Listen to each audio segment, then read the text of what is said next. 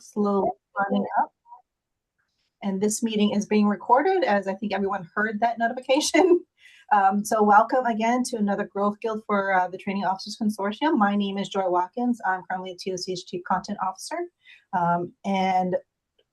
Today we have Paul McMurray from Insight Management, who's going to be joining us as well. And I believe I just want to make sure my screen is sharing, so everyone should be able to see the TOC screen. Give me a thumbs up, utilizing your reactions down below. Let me know. Thank you so much. Appreciate that. I got a physical thumbs up from from Paul. So as a reminder of letting us know who we are and what we do. So TOC Vision, as a reminder, is we believe in building and supporting the community of L&D professionals with partnerships spanning academia, industry, and federal agencies in support of our federal L&D professionals, which is needed now more than ever as we've seen the changes that occurred starting last year and continue to shift. And how we do this is through our professional development program year and all the events we've catered. And as you can see, it's all about continuing to build and reinforce that networking and that strength of community throughout our academia, federal agencies, as well as our industry. And the events that we have throughout the year span our growth guilds, which is what today is going to be, we're conducting today, which is about 90-minute webinar with Paul McMurray from Insight Management. Our solution sessions, which is going to be this year, we're going to start with a deep dive on Disrupt Everything and Win, from book from Franklin, published by Franklin Covey, written by Patrick Ledden and James Patterson. Our Learning and Development Showcase, which we have every Thursday, and then other events that we're going to be throwing in, including our annual summit.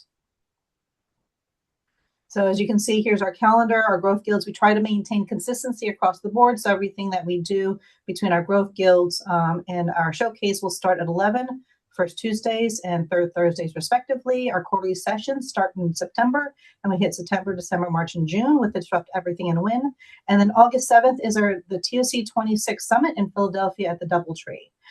As a reminder, we're always seeking volunteers to support in various capacities. So we do have so please do go to the Training Officers Consortium website to provide any assistance that you're willing to. Again, we are all volunteers that do this outside of our normal duty days. On the horizon, we have our L&D Showcase, which is our HUD Empowerment Expo, which recognizes the future of work. It's their signature event dedicated to fostering an inclusive and innovative growth-oriented workplace. Robert Foy will be presenting that from the Department of Housing and Urban Development. Following that, in June, our next Growth Guild is Future Forward L&D, Building Resilient Adaptive Teams with a Digital Toolkit, which will be presented by Amanda Welburn, Federal Sales Manager from Cornerstone On Demand. And one of the things that's going on this week that a lot of people might not be aware of is it is Public Service Recognition Week. So Partnership for Public Service has posted on their website a toolkit and events that they have recommended across the federal sphere, industry, and academia to take part in. It's celebrated in the first week of May. It honors the people who serve our nation as federal, state, county, local, and tribal government employees. And we are all, everyone that's here, are public servants serving those that serve others. And with that, I'd like to hand over our presentation to Paul McMurray, who continues this service with motivation and how we can best instill this in ourselves and in others. Paul, over to you. Okay, thank you. Let me share my screen and get things going here. I am absolutely delighted to be here, and this is a fun topic. And I think more than anything else about this topic that I like the most is it really does get us to start thinking about how are we taking over our career or not, and what are we doing about it? And so, okay, let me just make sure I've got my right screen here. That should work.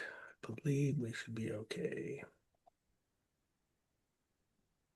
So when I put this together, the first I'm really interested in experience to sort of kick this off. And that is, I was out at Fort Riley, Kansas, and I was working there with the training group, and we did a motivators class, and the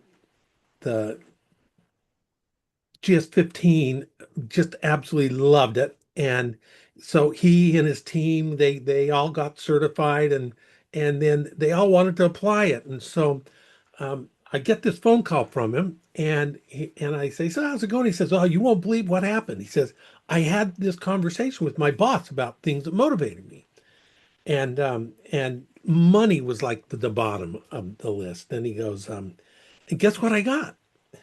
And I think, "Oh, you got something really good." He goes, "Money, money." And so then that person actually moved to Aberdeen, and that director, and then the next director that comes in, he has the exact same conversation and gets the exact same response, money.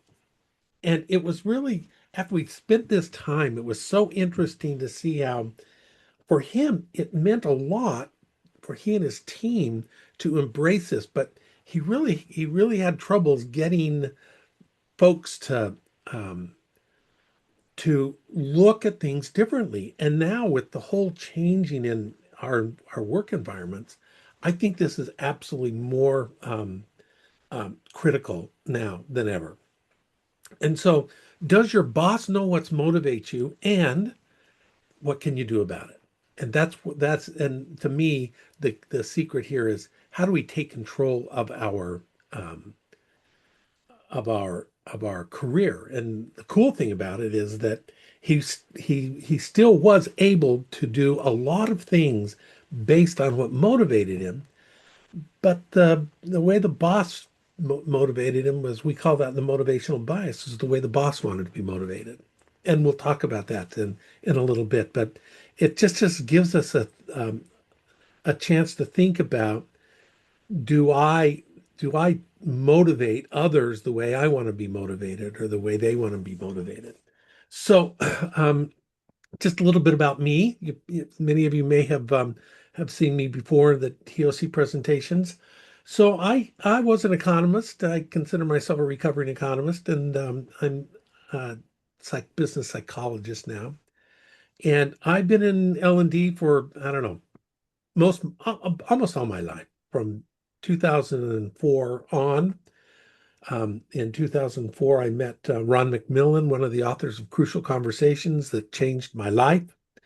And from there, I represented them all over the world in teaching Crucial Conversations and their programs, and still do, still do teach some for them. And um, I've been in all the states, so it's pretty fun for that.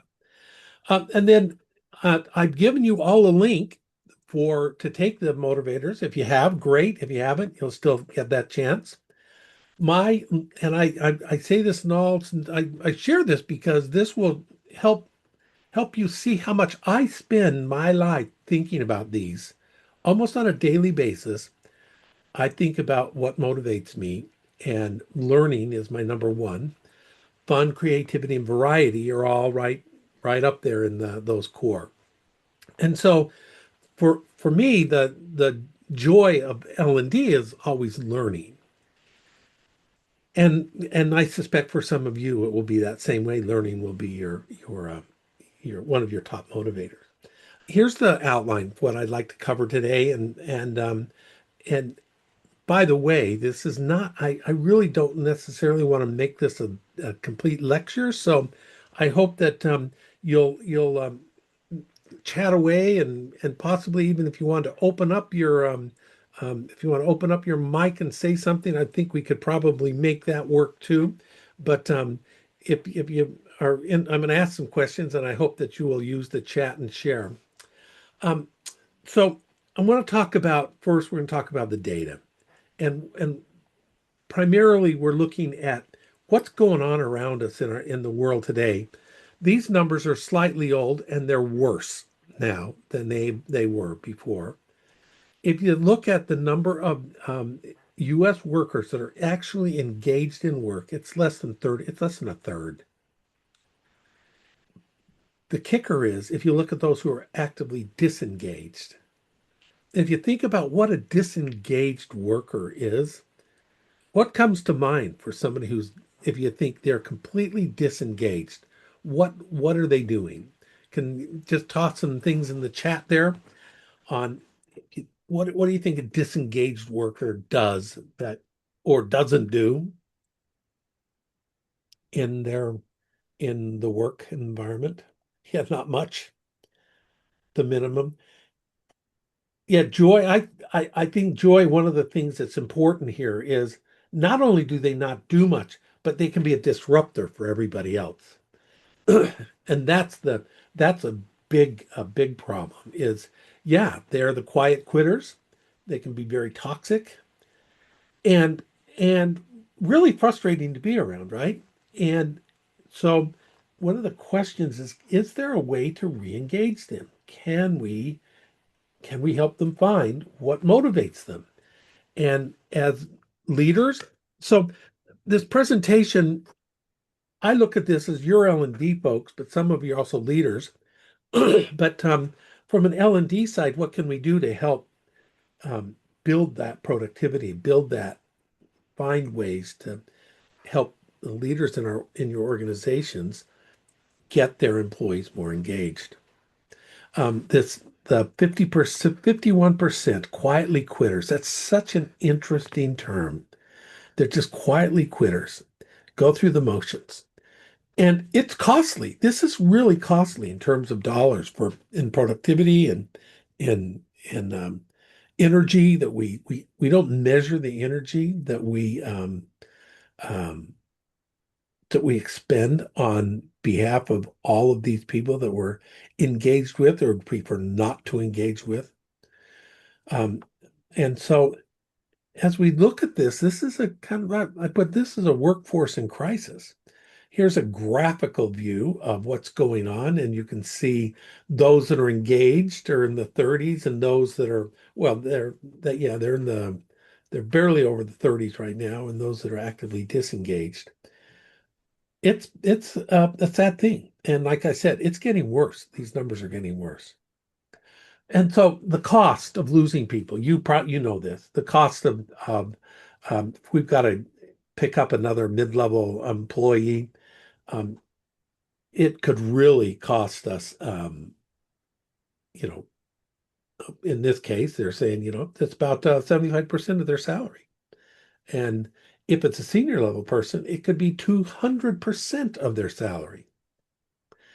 And and so given that, that's the cost of it. But now here's an interesting study by Sonia, and I don't know, Lubromitsky or something like that. One of the things that she is from the UC, University of California, Riverside, but she found that people that were engaged and energized and employees were employees who aligned themselves with their motivators. And they had in her studies, they had a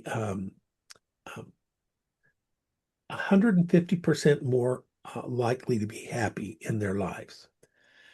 And so this is I think this is a key finding is that they are just much happier in their lives. And so if we look now at when they're aligned, what happens? Here's a crazy build. Sorry about that.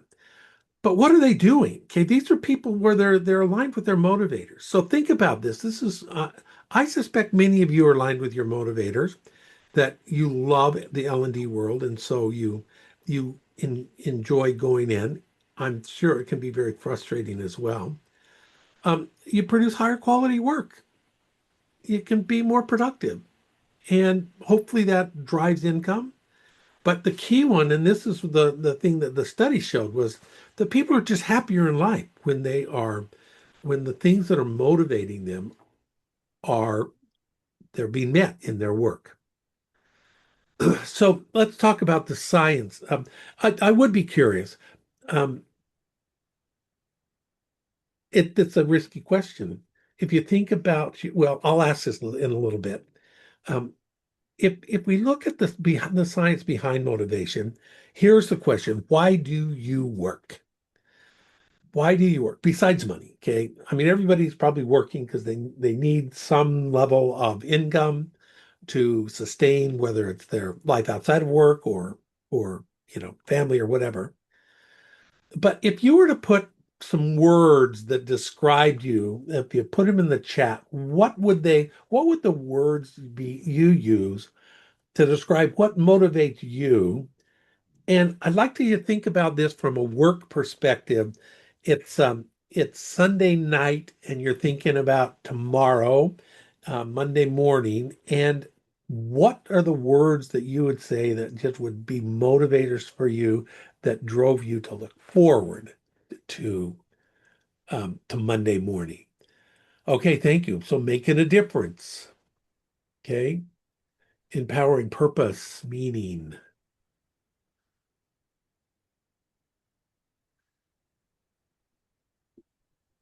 Okay, interesting, meaningful work.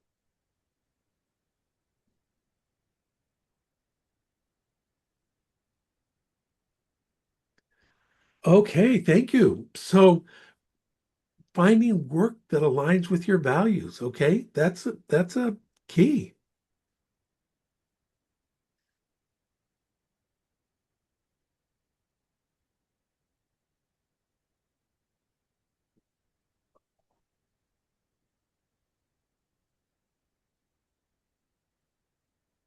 Okay, so as you look at this, I had a very fun experience.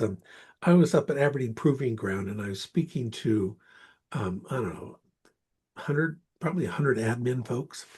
And I asked this question, and in the back of the room, um, a woman goes, "A challenge. I want a challenge." And her friends just all groaned right around her. But it was so interesting that this person liked the idea of going to work and having something challenge her every day. Now, others like routine. This particular person didn't like routine and really liked the challenge. And so when we think about the things from a motivation theory perspective, there's really two aspects to motivation. There's the internal, the intrinsic side, that's the internal stuff, and the extrinsic. Now, those of you who've taken the motivators, you'll know that they've got 23 of those, and we'll talk about those a little bit. But I have tried to map some of those to what are some internal motivators. And you think about it, for me, learning, having a purpose. Some of you mentioned purpose, or you like to be creative and creative doesn't mean art. Okay, I mean creative could be I like to create, I like to write, I like to create training programs, I like to create exercises. So creative doesn't mean I've got to be able to paint or draw or something. And autonomy, fun, those are all things that drive us internally.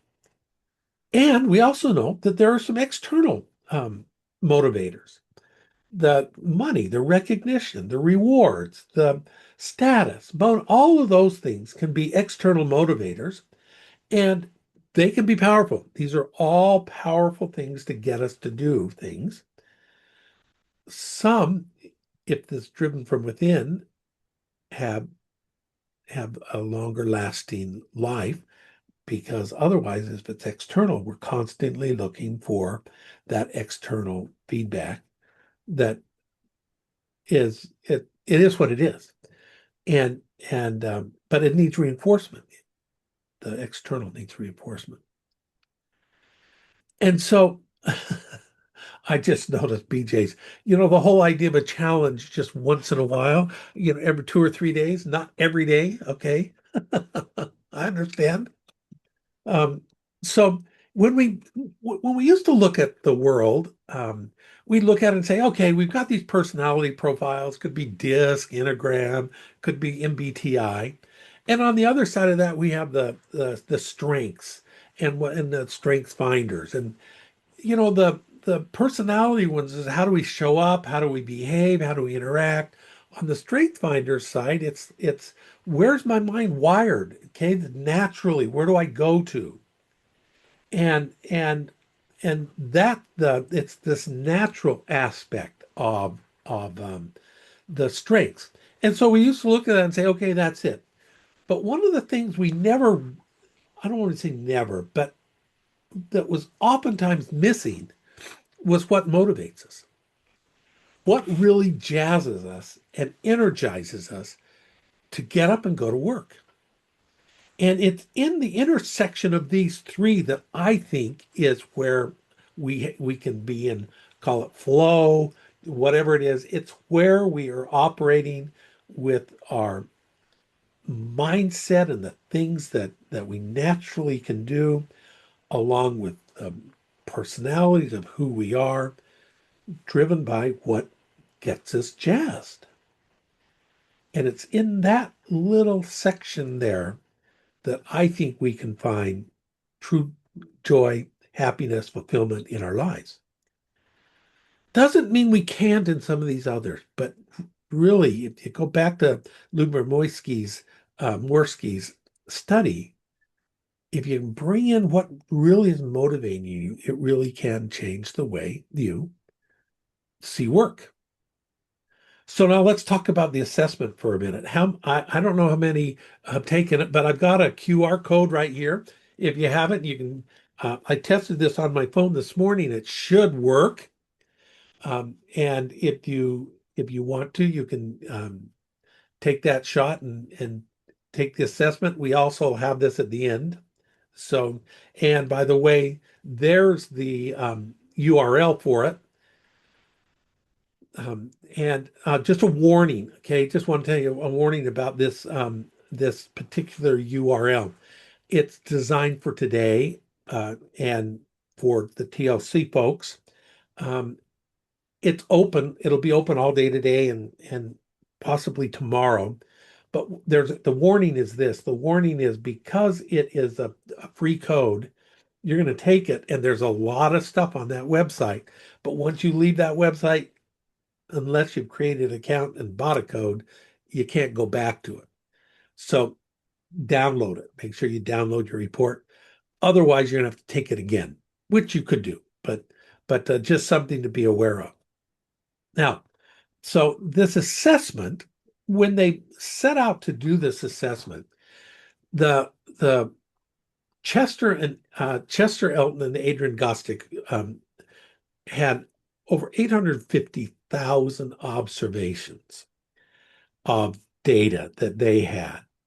And they were able to take that information and they gave it to they call them psychometricians who went out and um, they went out and studied what's in that data, and they asked three questions. The first question was, what helps people feel engaged, enabled, and energized in their work? That was one. The next one was, what makes it people want to quit their jobs? That's two. And then what factors increase or decrease motivation? So they were looking at those types of questions, and out of that came this motivators report. And the motivators report has 23 motivators and 5 identities, what we call identities. Now, these motivators, there's more motivators in the world than these 23, but this is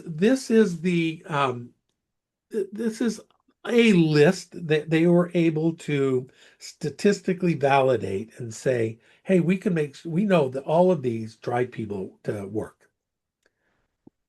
So what I'd like you to do for just a minute, if you haven't taken it, so we've got the link in the chat, but if you haven't taken it, think about what ones would you put up here as you think your top motivator. And if you would please, those of you who have taken it, will you put your number one motivator in there? And I'm going to put mine is learning. Mine is learning. And so if you would let me know, the K family.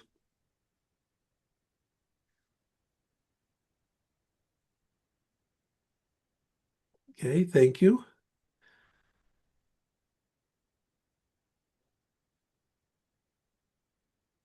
Oh, love that. Learning is number one. I had the funniest conversation with my wife about this assessment. Um, my my number 23 is money, but my number 22 was family. Now, I have 3 children and 10 grandchildren, and family is very important to me. And family was my wife's number one. And she looked at my report and she says, "What's with that? Family, number 22?" And I was honest with her. I said, "Honey, I don't get up in the morning and think, oh, what do I have to work, what do I have to do for the kids or the grandkids? I don't. I look up and think, what am I gonna create today? What am I gonna learn today? How am I gonna have fun today?" And what was interesting for her is that she felt like when she got up in the morning, her first thoughts were around the kids, around the grandkids. I'm thinking, they don't even live with us. They got their own lives. But it was still like what motivated her. And so it is an interesting dynamic when I had to say, honey, I love my family, and these are all motivators. But these 7 get me going to work every day. They jazz me. And while I'm working and I want to be with the family and want to earn with the family, it's not what drives me. And then her funny line was, well, maybe it ought to. And I thought these are all motivators. And that's the thing we have to remember is every one of these is a positive motivator. Well, hopefully it's a positive motivator. And because of that, some are more active. Some more drive us to work. Now, they took these 25 and they did some statistical analysis called factor analysis. And they took those and saw, well, how do they naturally um, group into what they since called identities. And they created these 5 identities. And And each one of these has, you can see their characteristics of the motivators in the identities. Now, these motivators, you can also be excited and be an achiever and and have impact and be a builder. But the way that the factor analysis does it's which ones are the strongest for each one of these categories. And that's how they get how they get these identities. And so I've listed the percentages of people that fall into these different categories.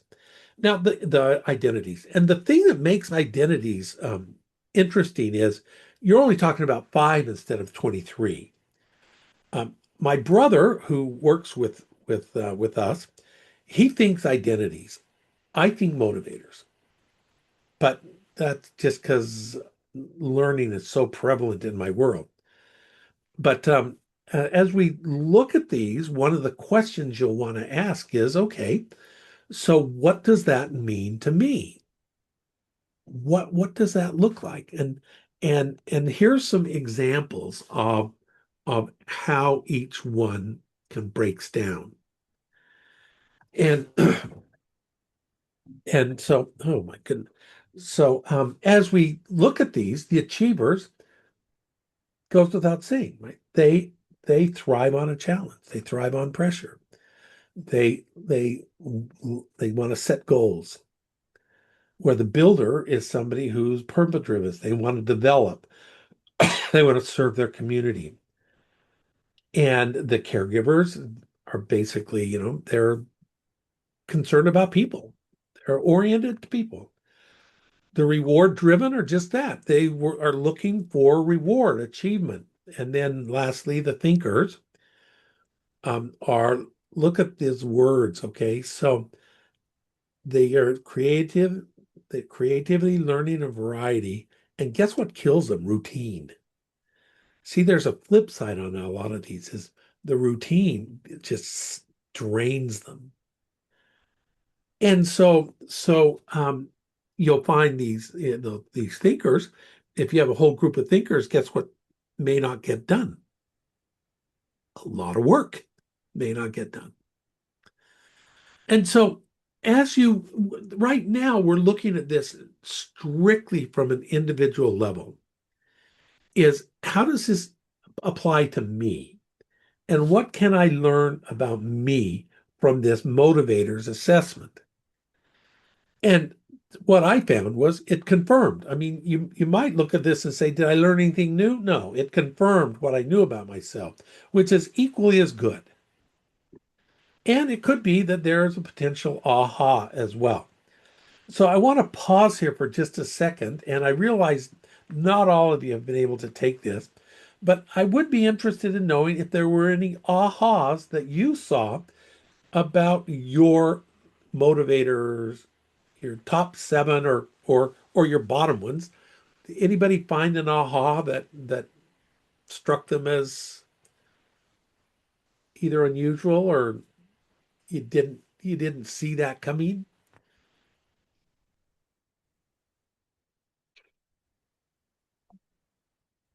Okay. So Joy, are you a thinker? I'm going to guess you're a thinker, but Yeah, thinker, then builder, then achiever, and then caregiver, which yeah. I thought was interesting, because of what I tend to do day to day. Uh, But yeah, reward driven, that was, as my last one, that was obvious to me. But yeah, caregiver, I didn't think it was going to be that low. So, okay. Oh, teamwork. Okay. So, so Nanette, when you think about your teamwork was lower for you than you expected, um, what was your high one? Uh, it, all of mine really fell into the achievers. So the excelling, the pressure, the challenge, all of those things. I feel like I team a lot, but according to that, it's way on down there. Okay, so thank you for saying that because what I want to stress again is it's not a motivator. It's just not a huge driving motivator. So so if you think about what you get up in the morning, think, what am I going to get done today? Do I have a list I want to accomplish? And chances are, if you're an achiever, you're thinking about your goals, your lists, your activities. And it doesn't mean that you're not going to think about, hey, how am I going to work together as a team? Or I like my team, or, we do good work. Chances are you're thinking about how am I going to get that thing completed off my list. That's true. And so Chester, we've had some fun conversations with Chester over the years, and Chester constantly has to reinforce that idea that, hey, you can still be a team person and a team player, but it's not the thing that gets you up in the morning. The thing that got you up in the morning was saying, hey, I got to do this today. I got to get this done. And so once again, I want to stress these are all motivators, positive motivators. And now that said, when we think about how we apply these, this is where I want to, how does this show up in our world? And thinking about this in our own application first is we're not saying that you need to um, completely reinvent your career. I had one employee who did completely took this and realized that he didn't want to be an analyst at all, and he is now a high school counselor. And so left the company and got a coaching certificate, and then realized that he liked working with high school and sort of freshmen in college, and so the high school counselor route was the thing that really drove him, motivated him. And and so we're not looking at we've got to quit this to find our dream job as much as or we're going to win the lottery. As what it is it's looking and saying, what kind of changes can I do to to either change my approach, to change what I'm doing, or how I'm doing it. And then ultimately, and this is the thing, and I've lived this. I live that bottom point is these honest conversations with your manager about what energizes you and what doesn't. And as a manager in my own company, I live that. I have lived that. And I do think about that and I thought about that for a long time. At one point I had 7 employees. COVID did us in a little bit, and took us down. So now there's just 3, really 2 employees. And then and so as we think about how do I apply this, we're going to look incremental unless you're going to say, I got to change. I need to be more of this, or I want to be more of this. I saw Renata's comment here about, you can have a high purpose, whether that's a spiritual level or at some level you can think about there's a higher purpose that motivates me. Absolutely. One of the interesting things, the conversations we had with Chester and Adrian early on was, where does spiritual fit into this? Because I would have thought spiritual would be a category that motivates me. And their answer was, we're talking about work. And so spiritual may show up in what your values are like, how you interact with people, but it may not be the driving force that gets you to go teach a class. And so it's in here. Social responsibility could be spiritual. You're right. Um, and the flip side of this is if you were to ask what gets you to go to work, if you're of the Christian faith and you say, yeah, my belief in Jesus Christ, you might not answer that one as your first motivator on why you're going to go work at HUD and work on a project today. You might think the thing that motivates me is helping people. See, and there's the value of your so the maybe the Christian value of service, loving your neighbor, whatever, those could all be either in developing others, social responsibility. There are things that the Chester's line was, he's a man of faith, but he says that drives how I behave, not what gets me to work. I thought that was an interesting thing. Yeah, the idea of service. I agree with you on that. So like I said, there's some, when we look at these motivators, we can think, oh man, this list isn't complete. Yeah, it's not complete. It's 23 of, I don't know, there's probably hundreds of motivators. But they ask the question, what causes you to want to go to work? What causes you to quit a job? What causes you to want to stay engaged? And so that's why some of these words, you might think of yourself as something and it doesn't show up as much.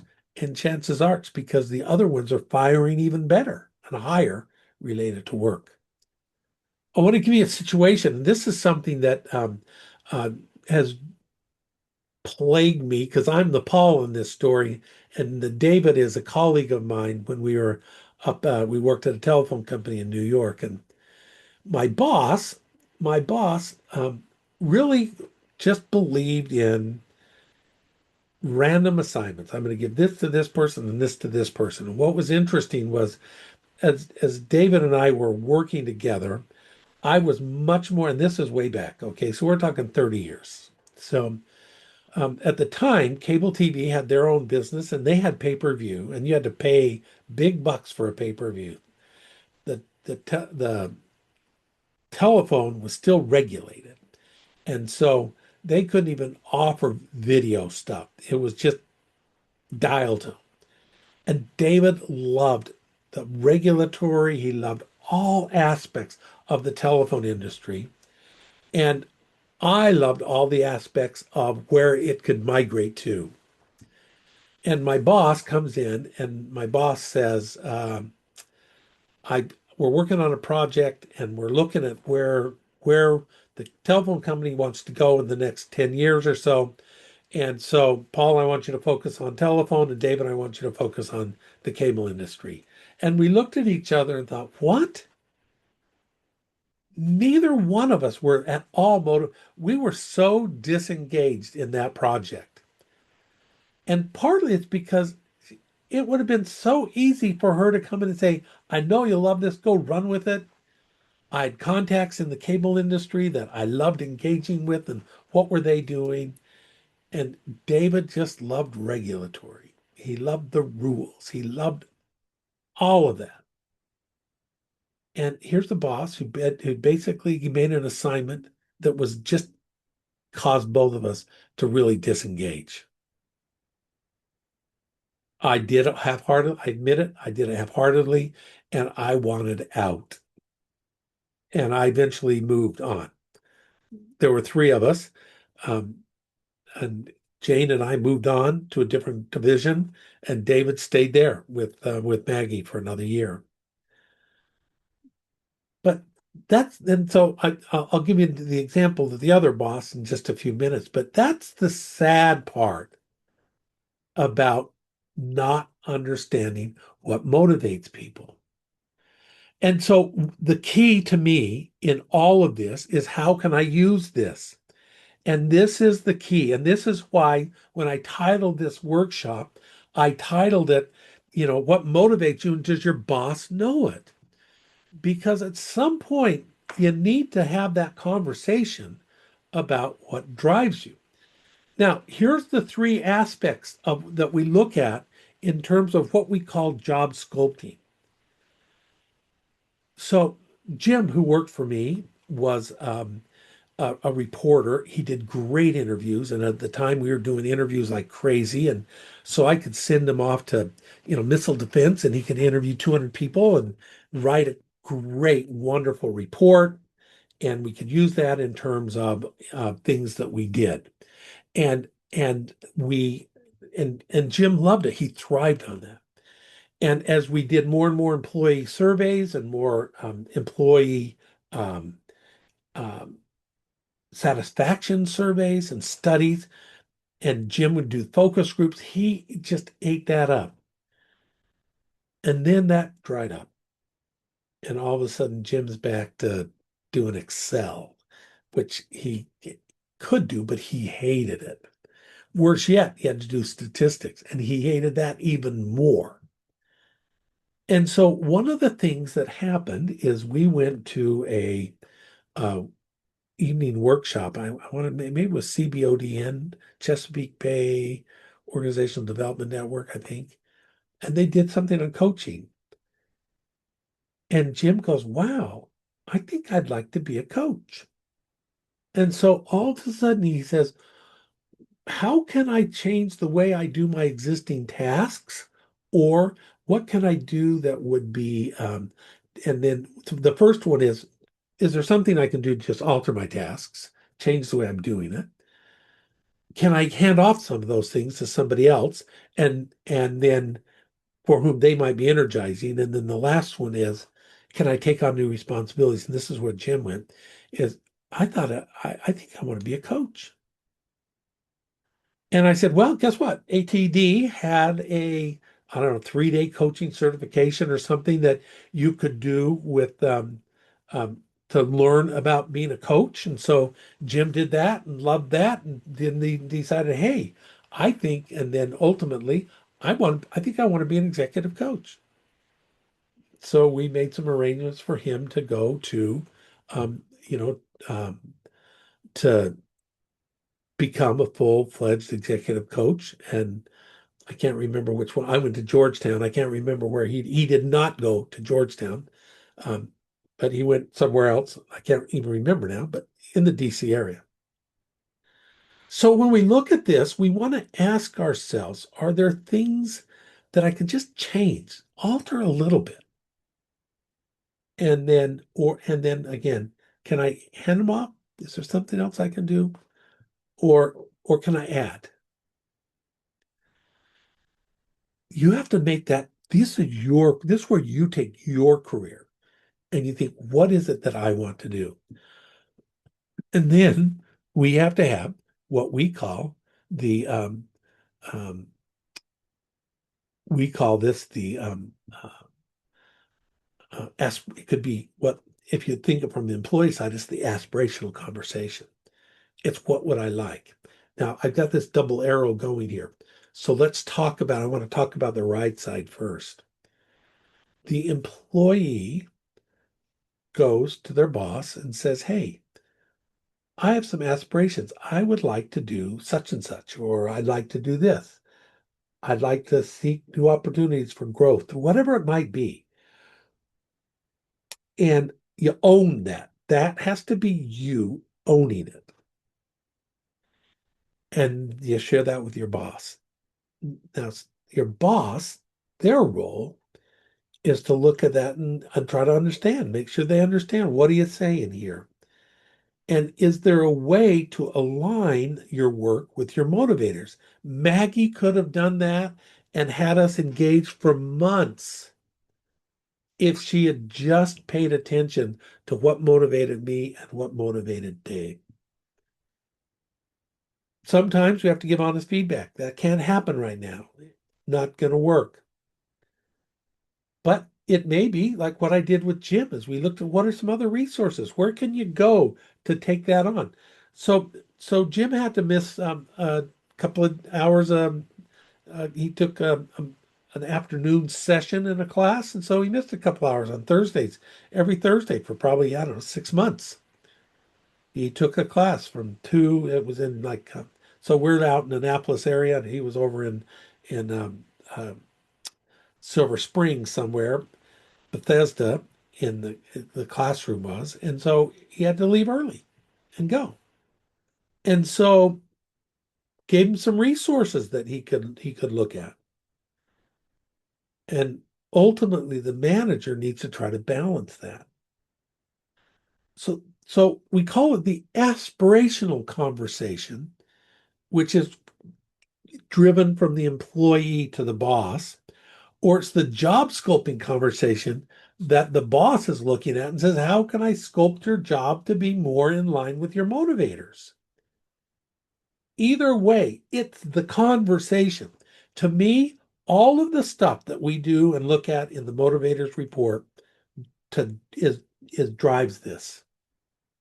It drives this to say, if I'm not content in what I'm doing, then what am I going to do about it?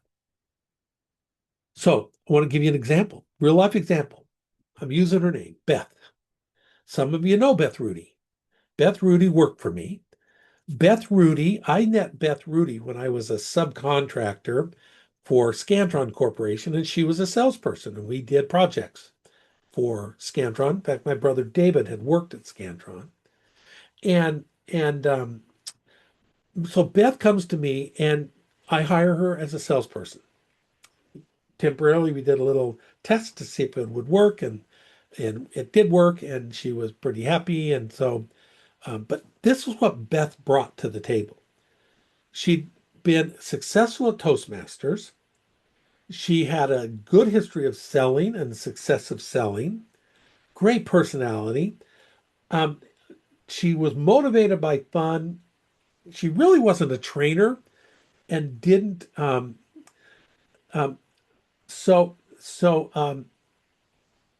Motivated by a trainer. She was never been a trainer, and she was really tired of cold calling.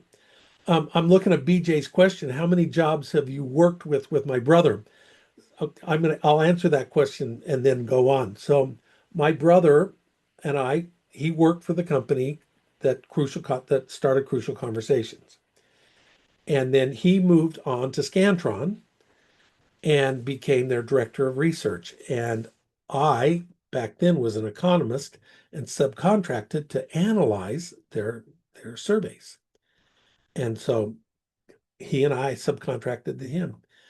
I've been trying to convince him. It took me 15 years to convince him to come work with me. So he'd take his time off and we'd train together. So for about 5 years, he'd take some PT and we'd go train a company in the area. And in 2015, he finally joined me. So 15 years it took him.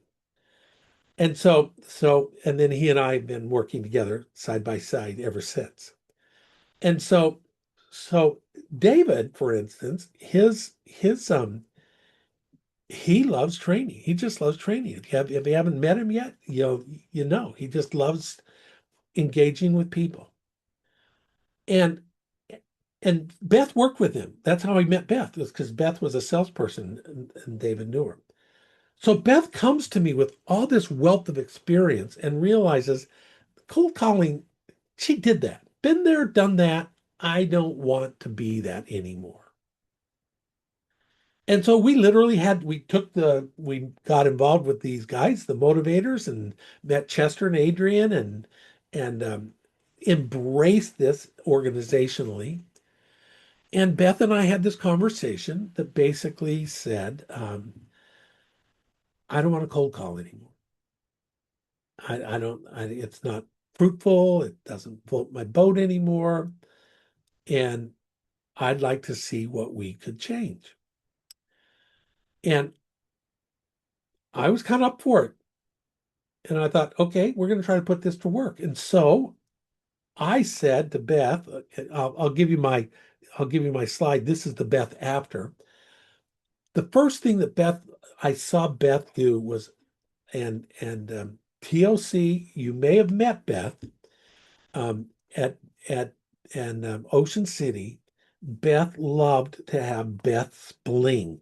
And so Lee McCormick, who's a colleague of ours and was our director of sales, normally worked the booth. And Lee sort of said, okay, I'll let Beth take over the booth.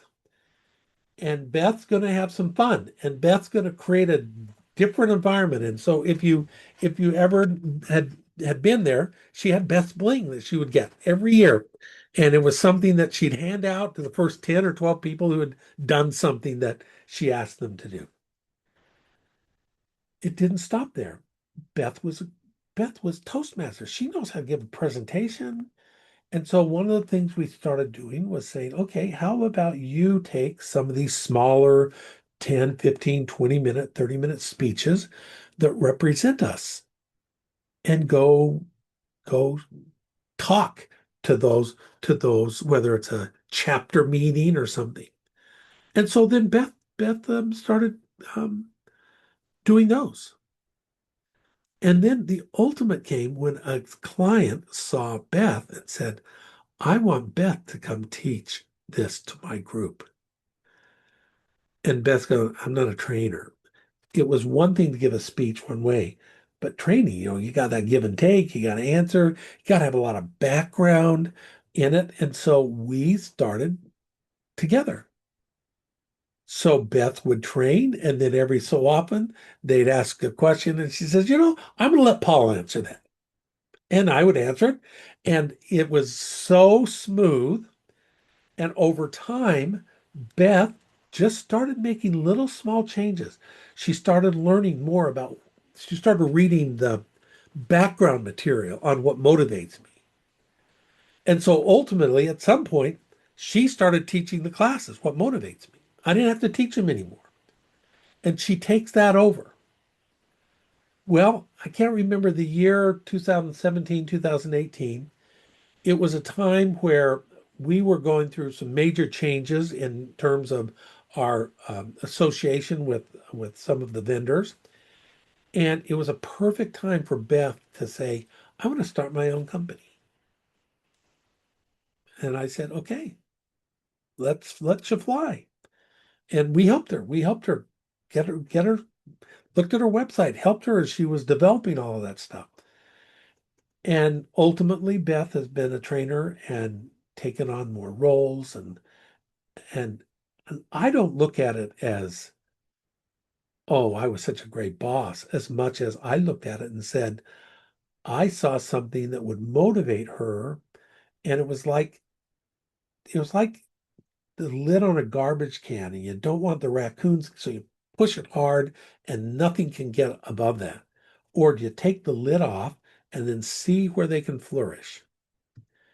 For me, it was very straightforward to say, see how it flourishes. And Beth's a big example of that. Now, that didn't come with, I mean, Lee had to pick up some stuff Beth wasn't doing. We all did, in many ways, have to pick up that after Beth started doing this. So it's not done in a vacuum. But guess what? The group grew all together. We benefited from that. And that's where ultimately Beth took her career on her own. And she said, this is where I want to go. This is how I want to go. And I look fondly at our years with Beth, and I'm happy that she's fulfilled in what she's able to do. And that's the idea here. It takes a boss, it does take a boss that's willing to say, I'll try. But if we don't speak up, they'll never know. And that to me is the secret. And that's the job sculpting or aspirational conversation that I think this motivators just drives us to. It drives us to. And so the old school might be, hey, I'm gonna I'm gonna go back for a second because I'm gonna switch gears here. So this is from the aspirational conversation side of things. Now, there's a mental mindset for the manager, and that's where I want to go to next. And the mental mindset for the manager is not the idea of one size fits all. How do I motivate somebody? And if we think about how do I motivate someone, how do I get them to do more, whether it's in the annual reviews, whether it's the one-on-ones, whatever it is, how do I get them to do that? And the old school was, I got to treat everybody fairly. And I'm telling you that when I spoke to those admin people and that lady in the back said, I want a challenge, and the people around her groaned. If I was a boss, why would I give somebody who groaned the challenging tasks when I knew there's somebody sitting at a desk saying, give me more. I want more. And that's the secret. It's the new school has to be able to say, I know what motivates them, and I'm going to tap into that. Now, Confessions of a Sinner. So learning is my number one. When I get a book, if I like it, I got my current reading book. If I like it, my brother lives in Salt Lake. I'd send him the book. And I went out, I don't know, this was a few years ago. I went out and saw that on his desk, he had like all 5 books just sitting there. And I thought, oh, cool, he's reading them. And so then I picked one up, and you know how when you pick up a book and you know it hasn't been opened? It just hadn't been opened. And he goes, yeah, I just don't like reading that much. And I realized what I had done. We call this motivational bias. Motivational bias is when I think you want to be motivated the same way I want to be motivated. So a boss gives me a good book to read, sends me to a speech where they're giving away a book. I'm all in, all in. And yeah, be like me syndrome. Absolutely. It's the problem. And if we can start looking more, the saying is good managers don't play checkers, they play chess. They know the skills and the qualities of each person on their team, what motivates them and what doesn't. And then they tap into that. And when they tap into that, guess what? They get people engaged. And that is the key mindset change that I think the motivators has to help us with. We do that with DISC or with those personality styles that say, hey, I'm more D style, I'm more driven, or I'm more, enthusiastic. And we see how those apply in behaviors. It's the same thing here. If I can look at what motivates you and tap into it, I win. We win. And so the new school is we treat people individually, not differently. It is different, but individually. And so if learning to Paul, I get him a book, but if David is collaboration or David is, I put him on a team. He'd rather work on a team. And so that's what's, to me, what's important. Um, we never talked about, Joy, we never talked about giving these guys the slides. I'm happy to give them the slides, by the way, so we can make these available to you if you want them. Because this slide is one of the reasons I was saying that. Because oftentimes we don't even know how to start the conversation with our boss.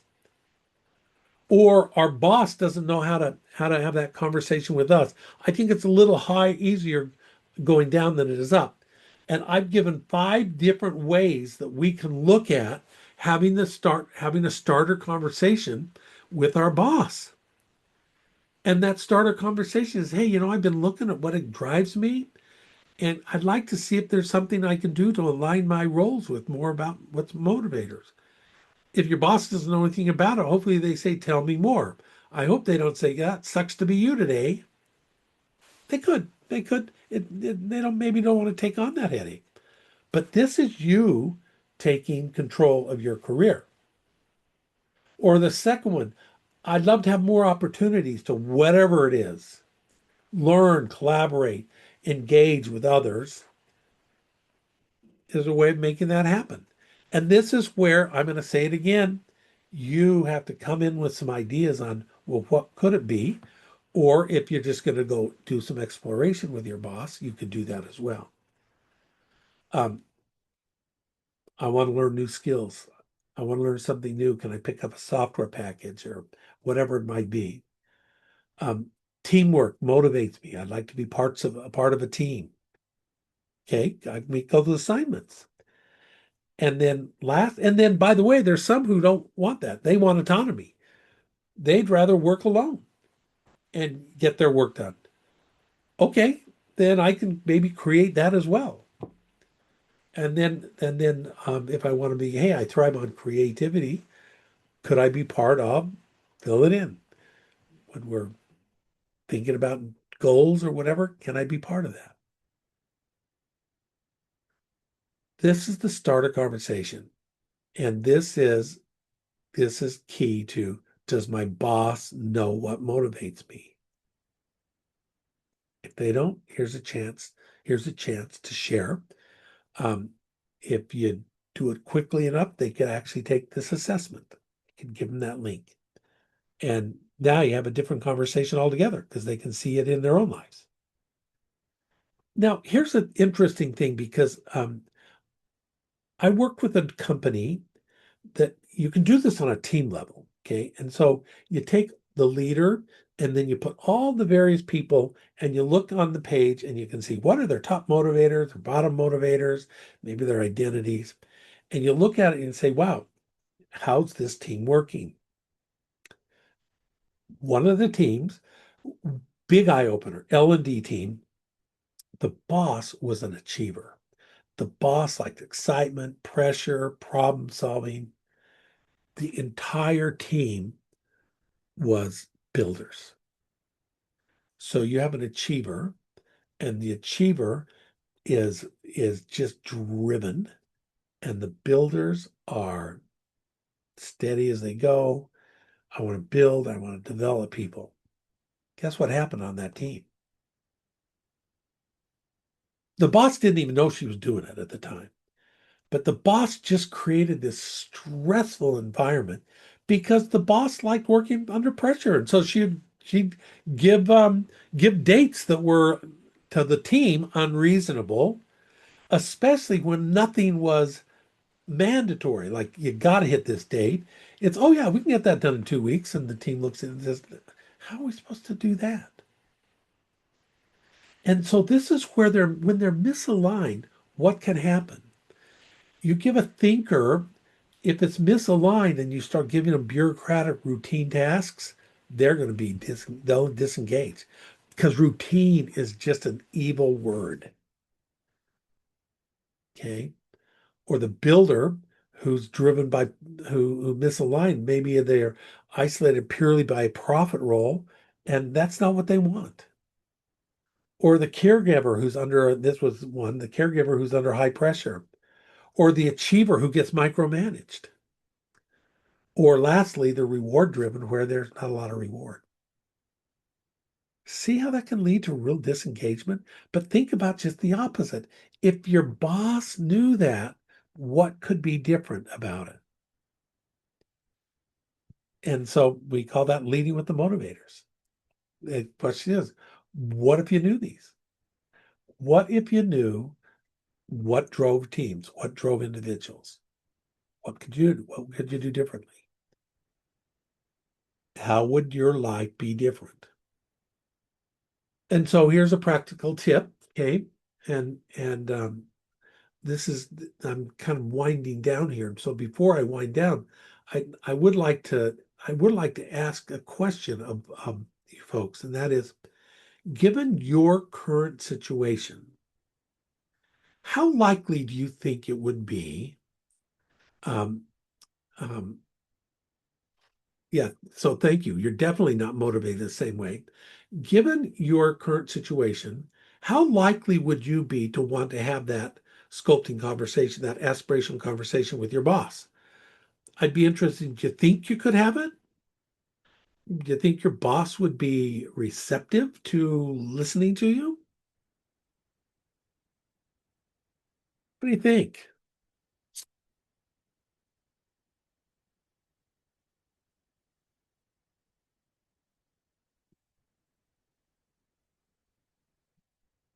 Oh, thank you, Marie. It would be interesting to, by the way, Marie, I'll share another. Sorry, I'm telling all these stories, but I just got some great stories.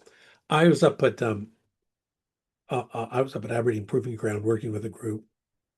I had a um, I had a director and two branch chiefs and their team, and they took the motivators report. And one of the things I had them do was I had them all sit down with their boss and share with the boss and the team what their motivators were.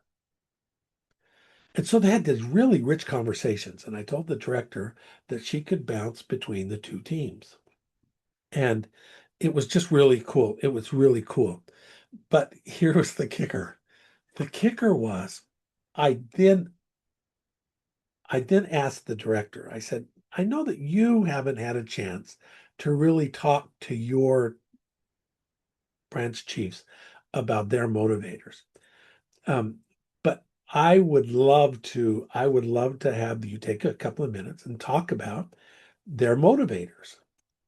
And the boss goes, I'd love to hear from my branch chiefs first. And they listed their 7 motivators, their top 7, and each of them, they said, and my numbered like 21 was fun on one, and the other one fun was like 18 or something. Low. And then one goes, and I hate our Friday game time. And the boss just jaw dropped. And it's like, what? What are you talking about? And both the branch chiefs said, that's not fun for us. We got a lot of work to do, and you want us to have all this fun on Friday mornings, and we just don't like it.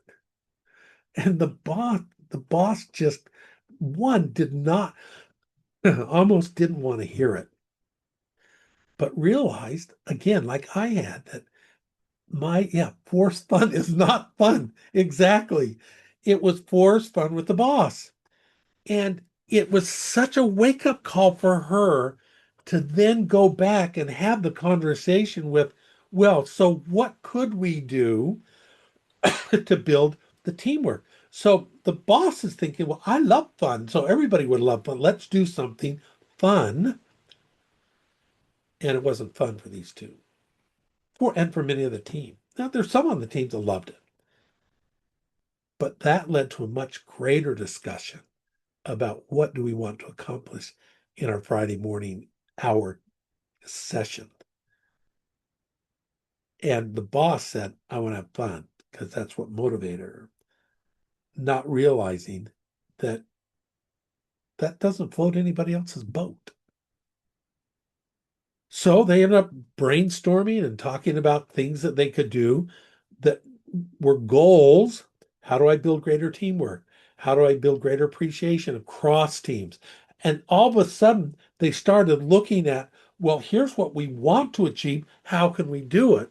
Rather than, oh, it has to be fun. That was just a huge eye opener to the whole group. Is I may be motivated by this and you're motivated by this. How do I think differently about this? And so I challenge you. I challenge you to think about this. Have the motivation conversation or try to just simply assign work intentionally. So these are, if you're a leader, or individual recognition. Some people don't want to be recognized and have the light shined on them. Others love it. How do you do that? One of the things that in the workshops that we used to do here, I mean, we do have workshops that you could do for your teams. But for the workshops, they used to give us the card, and the card was a thank you note, a written thank you note. When's the last time you wrote a thank you note to somebody that had significant impact for something you did or they did for you? Or did you write that note? Chances are, if you've got a written note from somebody, you can probably still find it. And so one of the things is that how does people want to be recognized? And then do I look at this and say, hey, is there something I can realign? Either assign, alter, or transfer to someone else to make one person's life, maybe both, maybe it's win-win for everybody. And then lastly, speak up about your motivators. Is this the assessment that is the end all on motivation? No, but this is a great assessment for thinking about what got you up Monday morning and excited to go to your job. To me, that's what's that. So those are some tips. Now, the call to action here it is. This is it. Is if you haven't done it, do it. Take the motivator assessment. Take about 20 minutes to do. If you overthink it, it'll take you 20 minutes. Think about your top. We list the top 5 or 7 motivators and which identity. Ask yourself, does it ring true? Do you feel that that's you? And then think about what in your job, all the things you have to do, can you either transfer, alter, add that would make your job more interesting? And then have that aspiration in your one-on-ones. I'm assuming you all have one-on-ones. Is what do you talk about in your one-on-ones? Where do you want to go? What do you see yourself doing? Now you have something else you can talk to them about. And then, if you lead a team, think about, so what can I do to help either somebody understand their motivators, or how do you seek to understand their motivators? So with that, I want to open this up. I want to open up for questions, comments, thoughts on this. You should hopefully all have the link so you can take that. Joy, I'm going to invite you to, if you want to, if there are questions or things that people you want to ask more about, feel free to either unmic and chat. Paul, I think there was one question that was not answered yet, and that was by BJ. How many jobs have you worked with your brother? Oh no, he answered it. He answered it. Oh, okay.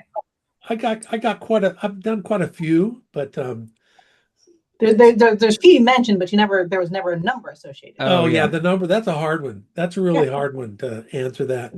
I mean, the one thing about it for a long time, David and I, by the way, this is something that was a motivator for us, is I'll take half the pay and twice the fun to teach with my brother. And so literally, I split, I'd split the income 50-50 with him I could go teach it on my own, not a problem. But it was so much more fun. And people would say, "You're real brothers? You actually are real." I mean, where do you see real brothers teaching together? So it really is kind of fun that way. Um, so yeah, hundreds probably projects Nice. anyway. And I'll ask a real question too. So, like since you're going out and kind of working with different groups, I I guess do you have advice for when you would use this assessment and maybe when you would maybe not use this assessment based on kind of what you're hearing from the people that you're working with?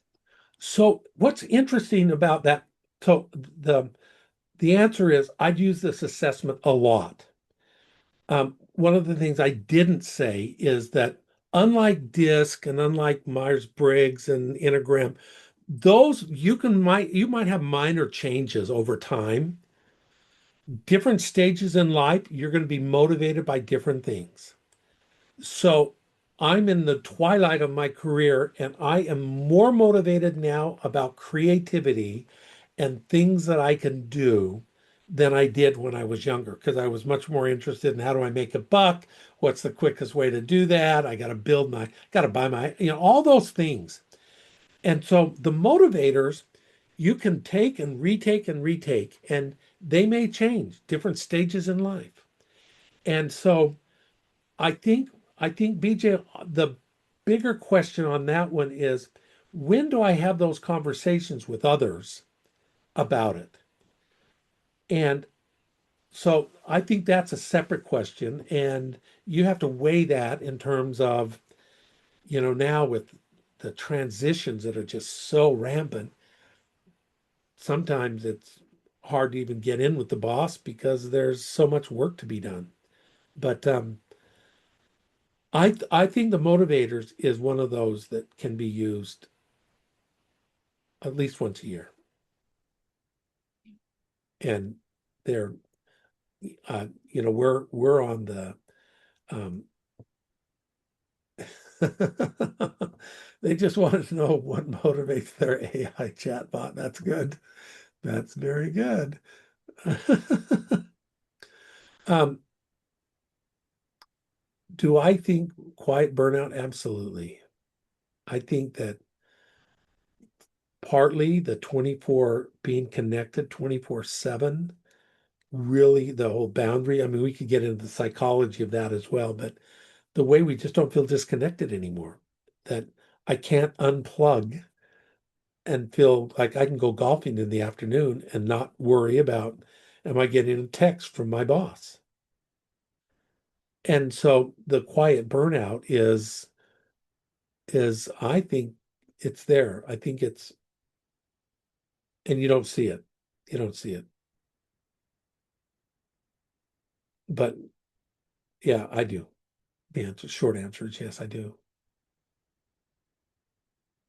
Again, I think that gets solved if I can wake up in the morning and think, I love what I'm doing today.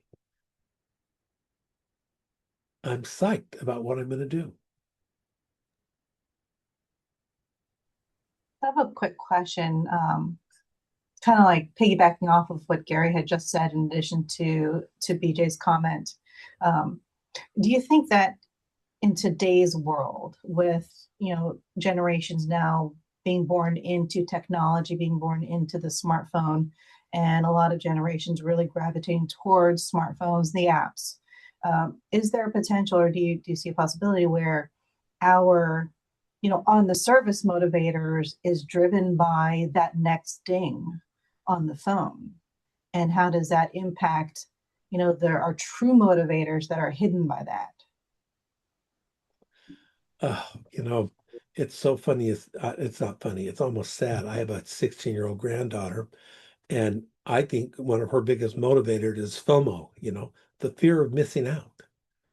What am I not seeing on TikTok? What am I not seeing on Instagram? What am I missing? Rather than the rather than plotting that course and saying what drives me, it's I'm worried about what I'm missing. And yeah, the next dopamine hit from your phone or what social media, whatever algorithm that either gives me angst or joy. And so I do think that those are, and that's why I when I put this together, I wanted to stay true to the motivators assessment. It's bigger if you think about the actual theory behind motivation. There are these other things, Joy, that you're talking about that hide it, that get in the way of really finding those things because the psychology of the dopamine hit or you know, what's the newest thing on it could be TikTok, Instagram, it could be any of those social media that gets the ire or gets me excited. And that in and of itself can be a whole discussion on the psychology of getting things done, and am I letting that get in the way of my self-image or whatever it might be. So I don't know if I gave you a great answer, but it's huge. I agree.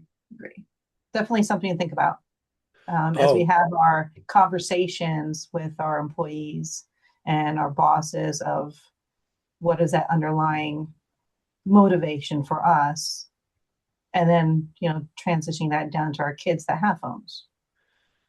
yeah. There's a great is IKEA. IKEA. Um, Besides loving what you do, how much of an impact do you think loving who you're doing it with comes into play? Oh boy, yes. The whole idea of um, there's a book. I love books. There's a book called Multipliers. Um, I think it's Sue Wiseman, which basically talks about when you interact with others, are you a multiplier? Do people feel energized about being around you, or are you a diminisher? And I love that thought about, have I surrounded myself with people who are multipliers and not diminishers? And it's very easy to become cynical. It's very easy to be negative. And there's something that, thank you very much for that. There's something to be said for flourishing when you're around multipliers. And when you're not, you may love what you do. I love what I do, but there are times when I, you know, think, oh my goodness, I have to do with that group or I've got to do this, that it becomes a drain. It's not something that excites me.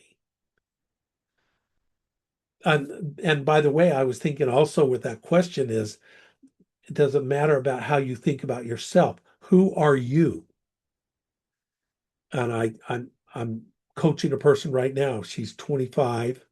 She wants to be a nurse so bad, but doesn't have the money to get into nursing school yet.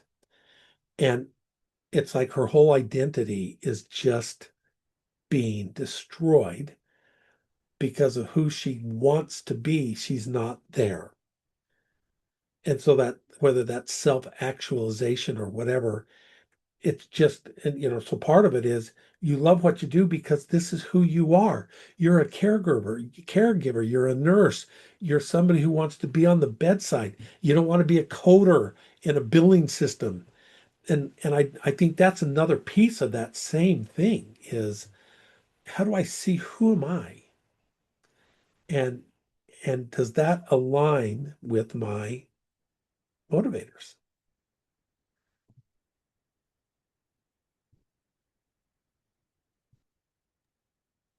So with that, I'm happy to answer more questions. Um, we've got 6 more minutes before I've been told the hook comes and I'm pulled off stage. But I'm happy to answer any more questions if you have them.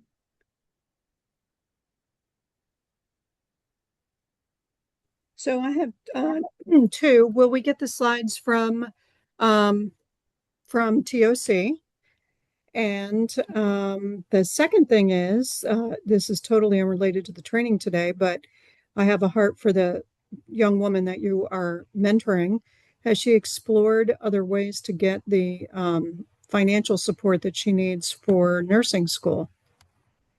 Yeah, that's the frustration.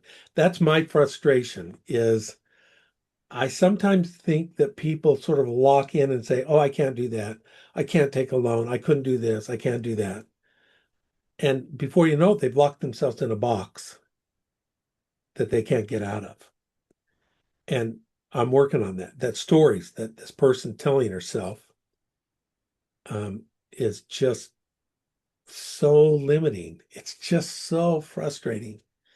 But it's a self-discovery. I can't do it for her. I can help her discover it. Give her some options and some thoughts and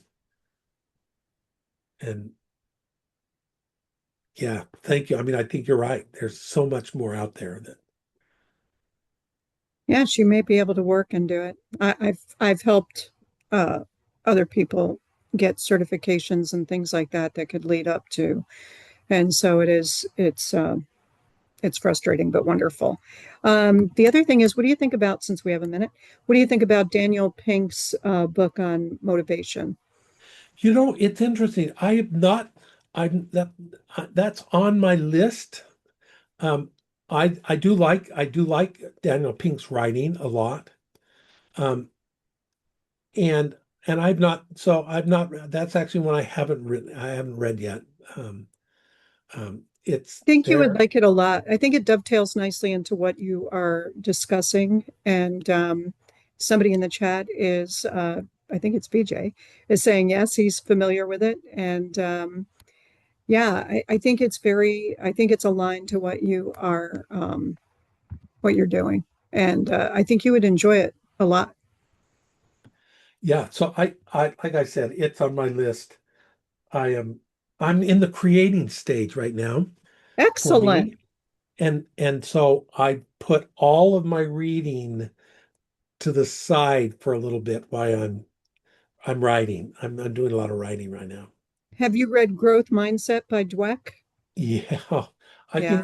think I think that's probably right behind me. Yeah, I mean, I think I read that when it first came out. Yeah. And yeah, that is by that, by anybody that doesn't know that, I think it's just called Growth Mindset, It uh, is. and it is phenomenal. I got it somewhere. That's one of those that it's been opened. Yep. Yeah. And then Grit. Have you read Grit by Duckworth, Angela Duckworth? I have not. That's one I have not read. Yeah. So Angela Duckworth, interestingly, her book came out of a TED Talk.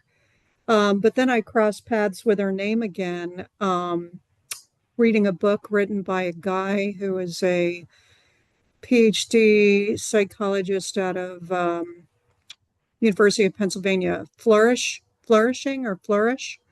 Anyway, so he ended up hiring her as his PhD Oh, postgrad student. And anyway, the book is very good. cool. Very cool. We're, and thank you for that, Marie. And we're about a minute before we close. And don't worry, I'm not going to give a hook to anybody. But I do want to remind everyone that the TOC is an all volunteer organization. We do request volunteers. Our registration is open, and we also have a space for you to request a volunteer slot and then let us know like what exactly you'd like to do. So yeah, we would love for you to come volunteer with us. If you do have the bandwidth, I know a lot of things within our agencies and industry and academia are currently in flux, actually constantly in flux these days. So whatever time you can spare, we'd be greatly appreciative.